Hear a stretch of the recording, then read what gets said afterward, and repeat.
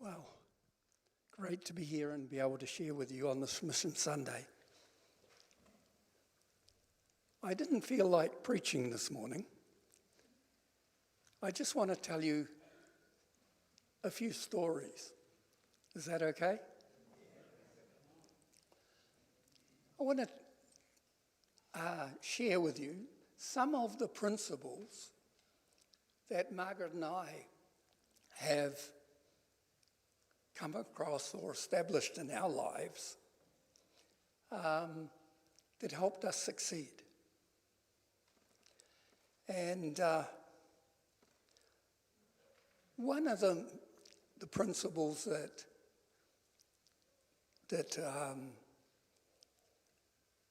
we included in our lives is the local church.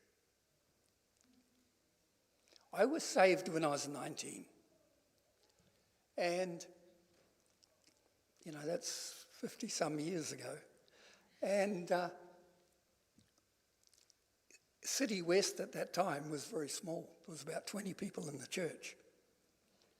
And yet I did not want to miss a Sunday. And Margaret and I, in fact, when we got married, we never sat down and said, we want to make local church our priority. We just did it. Well, it was just natural.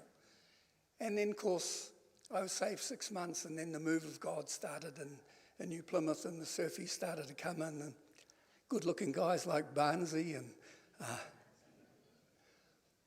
it was an exciting time. But right from the time I got saved, I did not want to miss out on local church. Now, I love motorbikes, okay? I still ride one today. Unfortunately, I don't have one in New Plymouth, but I have one in Kenya. The good thing about motorbikes in Kenya, the police do not stop you for speeding. I've been stopped one time by a policeman in Kenya, and it was a young policeman. He stopped me, he says, "Oh, you've got a nice motorbike, haven't you?" And then he says, "How fast can it go?" So I told him. And he just wanted to know about my motorbike. Then he just said, "Go." And of course I told him a speed above the speed limit. I was being honest. But you know what? When I was first saved, I had a motorbike. And many guys, I like riding in the bush. The good thing in Africa, when you go riding in the bush, you don't just see goats running around and stuff like that. You see zebra, giraffe, antelope, But when I was young, there were lots of guys that I worked with that rode in the bush. And they'd say, "Oh, come for a ride with us. You got a bike, come on." But they always wanted to ride on Sunday. And I chose the local church. And you know what? That has paid dividends for us. When we went to Kenya, Margaret and I first started out looking for a local church, a place where our kids can grow up and mature in God. And we struggled to find one, because in those days, the church in Kenya's changed a lot, but in those days, the average preacher would preach for 2 hours. Not really conducive for young kids. So we started to look, what would we do? And we came across a group of American missionaries from the Assemblies of God wanting to start a church. We got involved in that church. That church is ICC that we still attend. But it's a ginormous church now. It's 6,000 plus. Every time I ask, the numbers have gone up. They've planted 2 other mega churches and about 50 other churches. And when I pastored ICC for a period of time, while they were looking for a new pastor. In fact, Margaret's more the pastor than I am. She's the one that gets out and talks to people. And I tend to keep to myself a bit more. But after the new pastor came, we decided we would go to the slums. And that's where we went to this little church of 15 people, including children. And now the church, we helped them build an auditorium to seat about 450, and built a children's church, nursery school. Margaret started a school there that grew up to 200, and we valued local church. And you know the benefits of that for us. Our kids grew up with a local church mindset, and both of our children are deeply involved in their local church. But you know what? When crisis came, we saw the benefits. Oh, I didn't take my watch off. See, I grew up in Africa preaching, and they were expecting you to preach for 2 hours. So I better take my watch off.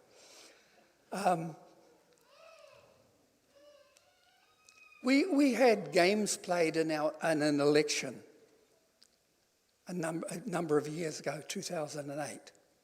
And Kibera slum, where we were working, was one of the hot places of the protests because they were supporting the opposition. And the whole country, there was over 1,000 people killed, could be much more, we don't know, but the whole country went into chaos. And of course, Margaret's and my heart is for the people in the slums. So a friend of mine told me that there was, the UN was having a meeting on what was going to happen around Kenya to take care of the people that had been affected by this. It was almost a civil war. So I went along to this meeting, and they talked about all the different regions and what was going on. And in the end, I asked the question, what are you going to do about Kibera? Kibera is the largest slum in Africa, 1 million people in it. And the UN's answer was, that's too hard a basket.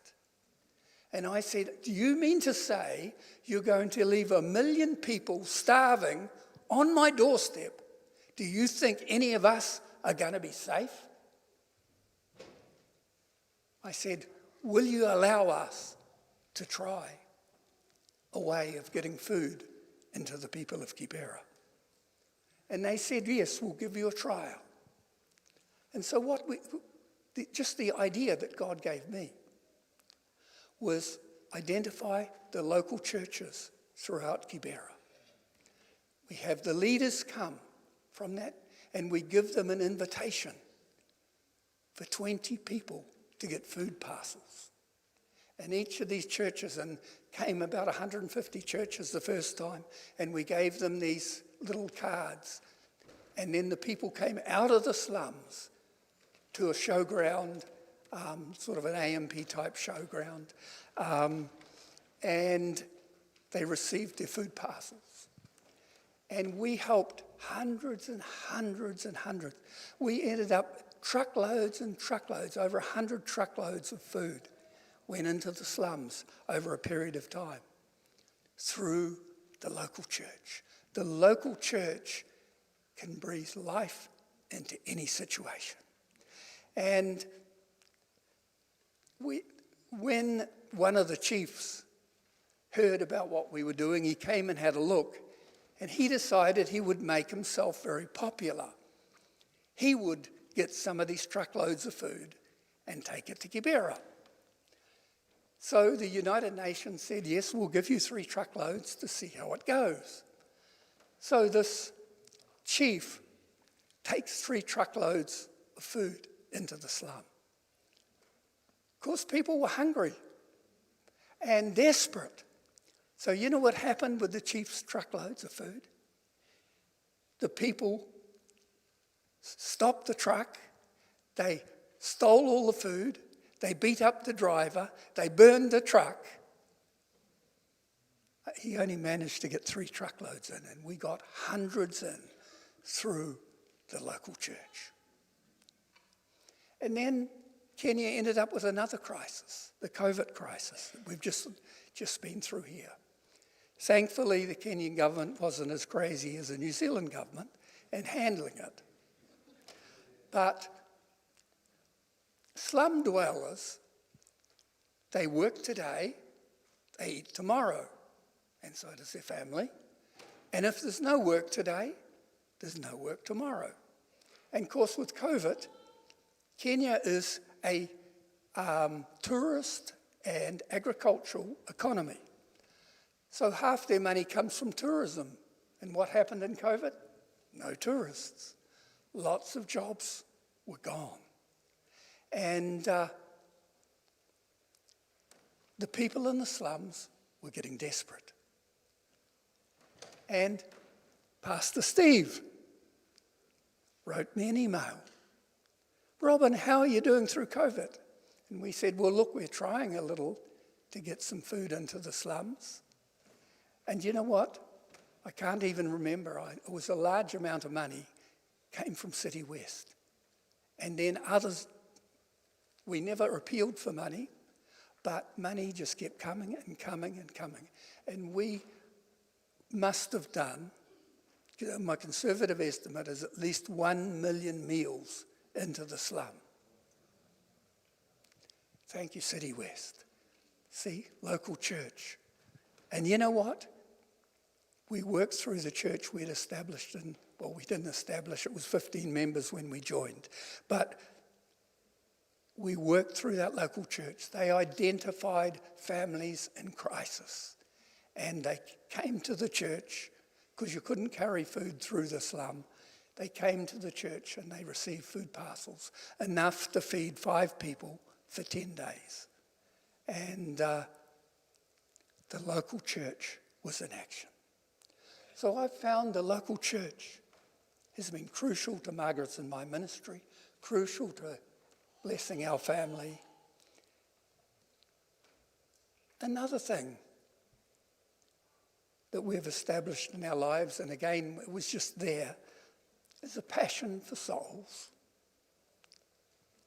I remember City West started an outreach into downtown New Plymouth about 50-some years ago. And we wanted a coffee bar where people could come and get a free coffee and people would be there to talk, and some other churches sent people. And I ended up the leader of that because we had to paint the building. On the inside, because it was black and dull and horrible.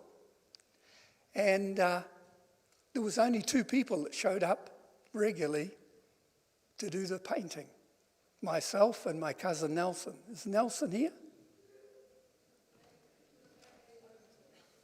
Nelson. Yes. Bless you, Nelson. You were a blessing at that time and you're still a blessing to City West today. But you know what? I started with that outreach, reaching kids. Some of them came up for fights, some of them came up for interesting things, but praise God, we were able to reach some of the young delinquents of New Plymouth in those days. And you know what I'm doing today? I have a team in Kenya of 15, we have 15 staff reaching out to the delinquent youth of today. It started with me learning to get a passion for souls. And you know what? Kiwi women have always got to outdo their husbands. Margaret's got a team of 70. I'm proud of my wife and what she's achieved. You can't believe some of the roads that she goes on. And she sleeps in a mattress on the floor. The outhouse is down the road a little, 10 or 20 metres. The reason it's 10 or 20 metres away is because the smell is quite strong. But that passion for souls. But you know what? That passion is here today too. Very interesting. My niece and her husband, Sam and Letitia, came today. And I was sitting there talking to them. And it was very interesting to see people coming down. Some new faces. Well, they were actually from another church for this. But people seeing new faces and coming to find out who they are. That passion for souls is in this church. And it was a very interesting thing to see taking place. Dave, we have a healthy church when they're looking for new souls. Another thing Margaret and I just came across, just happened. A life of generosity. Do you know, I got saved 2 weeks, and one of the elders of the church took me aside and explained the principle of tithing. And if you don't understand what tithing is, it's giving 10% of your income to the Lord. And, you know, I went away from that teaching and I just started thinking, 10% to God? You know, I played rugby and I would give more than 10% to the barman on a Saturday night. And I thought to myself, could I give God less than I was giving the barman? And I didn't realize that it was a conversation with God, and he was inviting me to an adventure of faith with him. I decided I needed to double tithe because I could not give God less than the barman. And you know, that was the beginning of an adventure of God just doing incredible things. Not just when I was on the mission field, but right here in this city. I was an apprentice butcher. And once I started tithing, I didn't advertise or anything, but farmers started to come to me and say, "Oh, Robin, will you cut up this cow for me on Saturdays? Will you cut up, a dozen sheep or something like that?" And I found on Saturday, I was earning as much as I was earning as an apprentice. I doubled my income. I didn't intentionally give so that I could get, but I found that I did anyway. I went to Bible college because I was a youth leader here, or Margaret and I were the youth leaders, and I was a new Christian, and our youth group started with 6 young people, and within no time we were having 100, 120 in the church, and in the youth group, not in the church. And we wanted to grow more, be able to be used more. So I went to Bible college, came back, I started a business. And then God told us to sell the business. And the amazing thing, this was the money we were selling this business to set us up in missions. And we went and talked to our biggest competitor in town, whether they would be interested in buying the business. They said yes. They said, "How much did you want for it?" And I said, "Well, I'm still working that out." They said, "Okay, we'll come and see you on the weekend." They come and saw me. And in the meantime, God had told me double the amount I was going to charge for goodwill. And I had 2 different people, my dad and a businessman we were close to, both told us double the goodwill. And I'd worked it out. Goodwill's worked on so many $1,000 of sales, so many $1,000 for Goodwill. That's how it works. And these two guys told me double it. So when this businessman came around and he looked at the paper and looked at the Goodwill, the smile that was in his face wasn't there anymore.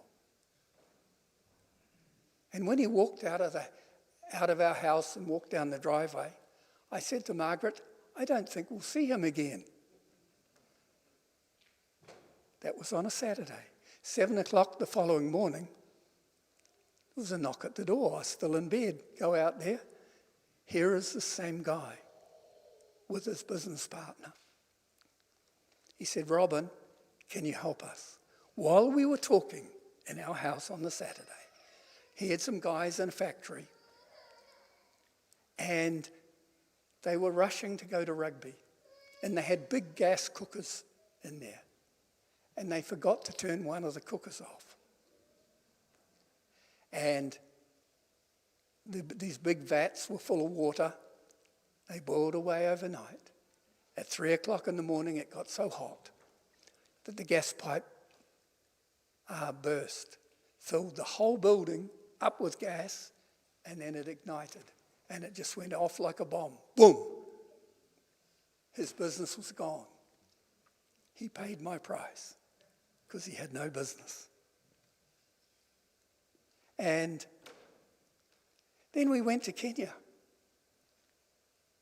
You know, it was a hard time in New Zealand financially at that time. It was when the Longi government came in and interest rates shot up to about 20%. Mortgage rates were somewhere 11, 15%. Why? Some of you older guys and girls remember that time. We think of interest rates being high now at 8%. We've been there before. And you know what? Churches struggled, supporting struggled.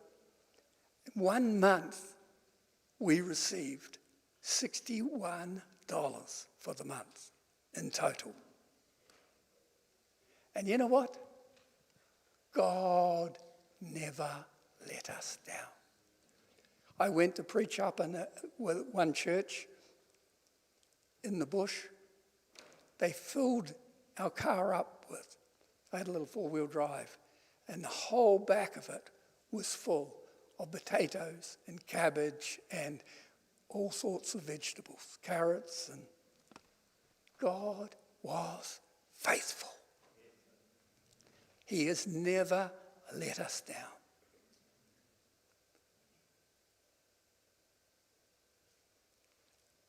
Yes, I've had times when I've been broke. But you know, I've also had times when we were building a centre in Kibera for children and it cost a bit more than I thought. I got 3/4 of the way through the building and ran out of money. That same day that I was talking in the office to Margaret, and I said to her, what a pity we have to stop this building. And Margaret says, yes, I know, but God always does a miracle for us. 2 hours after that, there's a telephone call. They said, oh, Robin, it's for you. I went there and they said, this is a New Zealand High Commission from South Africa. Now, South Africa is about as far away as we are to Perth.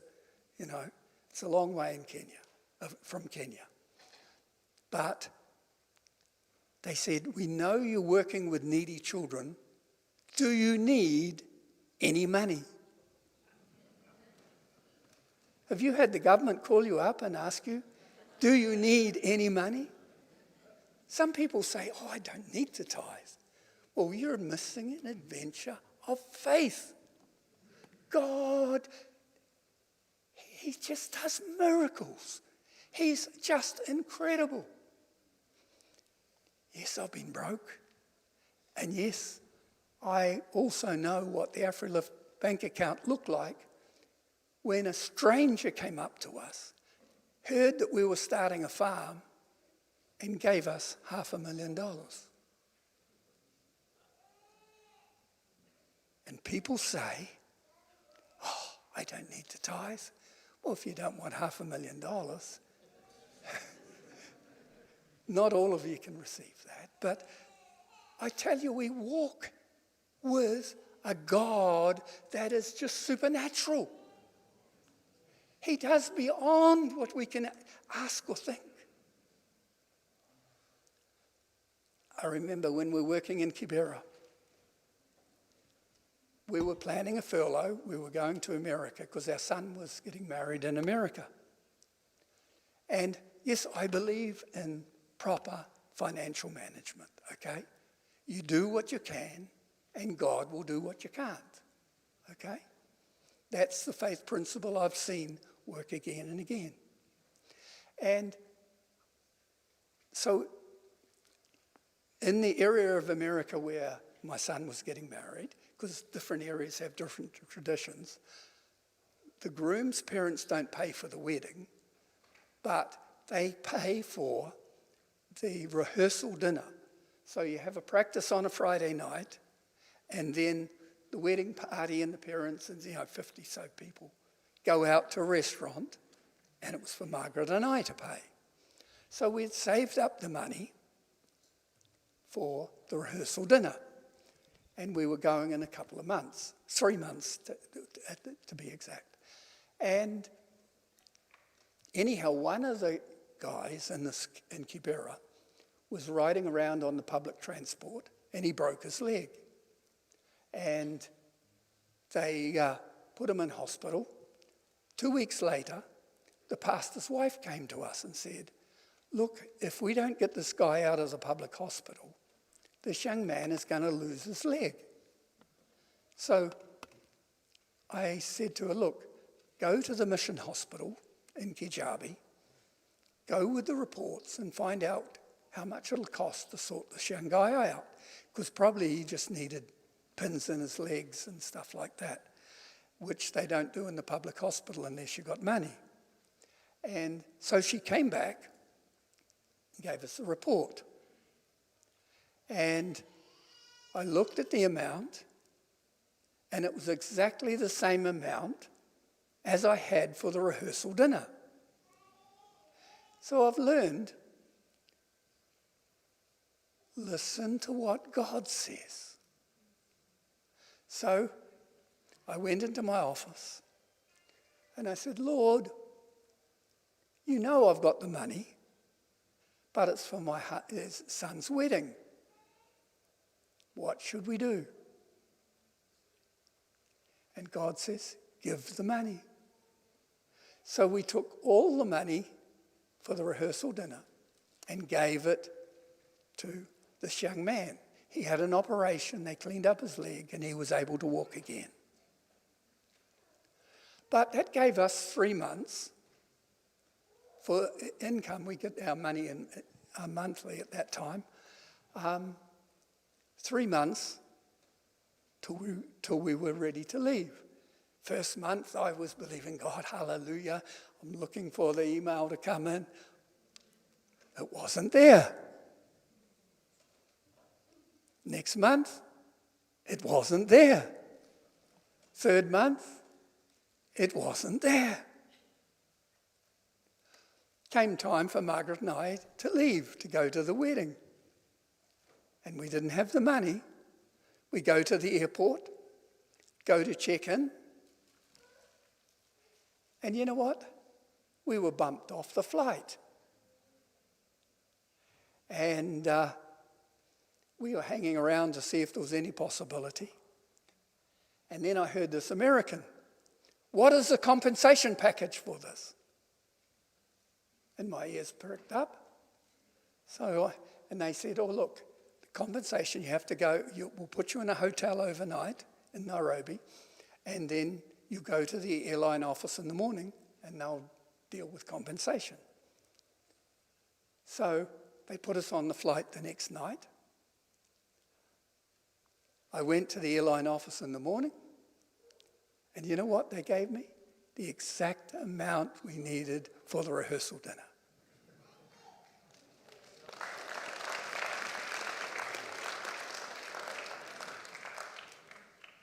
We serve a God, it's just an adventure. Sometimes you get, Lord, what are you coming through? You know, I've seen God supply so many times. I used to get very frustrated and speak a bit out loud sometimes to God and sometimes to Margaret.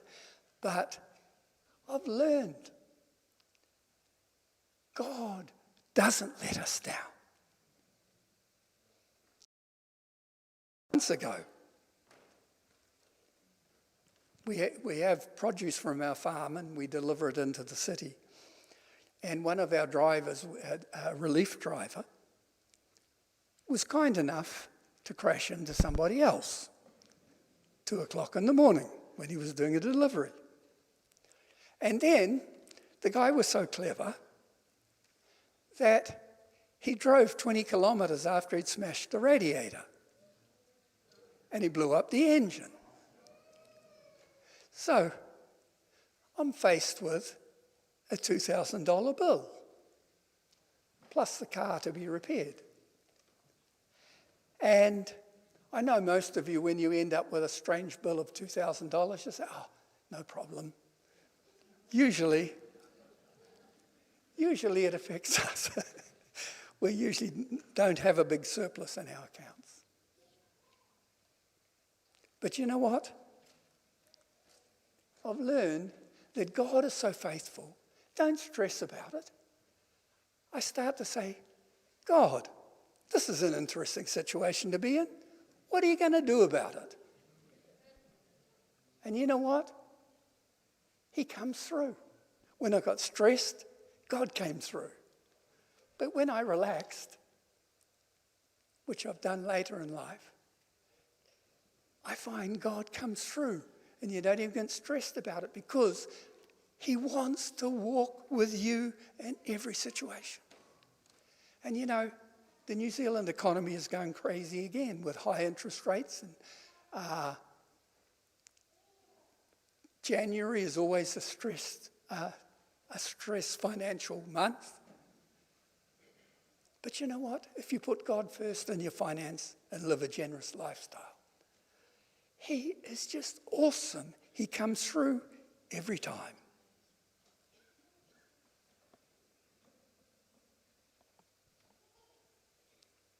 You know, Margaret, she's always trained Sunday school teachers. The only problem is she started this training. It was so dynamic that it grew and it grew and it grew. To start with, she just had a couple of trainings going on. And she started doing this training, and of course, we hadn't gone out and fundraised for that. But then it started getting to that way. She had 10 people, and then she had 30 people in her team. Now she has 70 people in her team. And instead of doing 1 or 2 trainings in a month, she's doing 4 trainings at the same time. And we hardly have any sponsors for that. But you know what? God doesn't let us down. He likes when you step out in faith. Because when I'm facing cancer at the moment. But when you face a challenge like that, and you say, God, nearly every month you do a financial miracle. Wouldn't the same God do a healing miracle? It's the same God. And so I do not doubt, because God has proven himself faithful. He doesn't let us down. Some people say tithing is of the law. Well, actually, in my Bible, tithing's not of the law. It was before the law.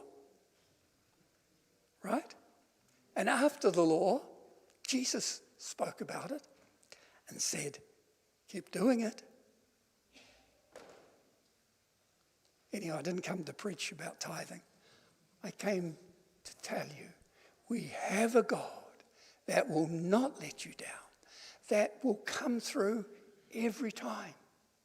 If you walk with him, if you are faithful with him. And so these are some of the principles of life that Margaret and I have established. And it's fun. I'm 72. I should be crawling, planning to walk the dog on the beach every day. Trouble is I don't have a dog. But do you know what? Why would you give up an adventure of faith? There's no retirement in the Bible. I haven't seen it there. I am going for it. Margaret and I want to continue in our adventure of faith. And we booked tickets to go back to Kenya. I still see the oncologist on the 21st, and we fly out of New Plymouth on the 22nd. We're believing we've paid for the tickets. I don't know what the oncologist is going to say, but God is in this journey with us. Amen.